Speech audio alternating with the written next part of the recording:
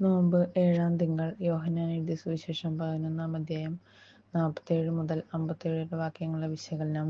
ഈശോയെ വധിക്കാൻ ആലോചന. ഇസ്രായേലിനെ മോചിപ്പിക്കാനുള്ള രക്ഷകനായിട്ടാണ് യേശുവിനെ പലരും കണ്ടിരുന്നത്. എന്നാൽ നിയമലംഘകനായ യേശുവിൽ തങ്ങളെ മോചിപ്പിക്കാനുള്ള യാതൊരു യോഗ്യതയും അധികാരികൾ കണ്ടെത്തിയില്ല. എന്നാൽ ജനങ്ങളെ അവർ ഭയപ്പെട്ടു. നാം എന്താണ് ചെയ്യേണ്ടത്? ഈ മനുഷ്യൻ വളരെയധികം അടയാളങ്ങൾ പ്രവർത്തിക്കുന്നല്ലോ. അവനെ നാം ഇങ്ങനെ വിട്ടാൽ എല്ലാവരും അവനിൽ വിശ്വസിക്കും. അപ്പോൾ റോമാക്കാർ വന്ന് നമ്മുടെ വിശുദ്ധ സ്ഥലത്തെയും ജനത്തെയും നശിപ്പിക്കും. സൻഹെദ്രിൻ സംഘം പ്രധാന പുരോഹിതരുടെ നേതൃത്വത്തിൽ യേശുവിനെ വധിക്കാൻ തീരുമാനമെടുത്തു. ജനങ്ങൾ ഒന്നാകെ നശിപ്പിക്കുന്നതിന് പകരം ഒരാൾ മരിക്കുന്നത് യുക്തമാണ്. എന്നാൽ ഈ പ്രഖ്യാപനം ദൈവിക പദ്ധതിയുടെ ഭാഗമാണെന്നാണ് സുവിശേഷകൻ പറയുന്നത്.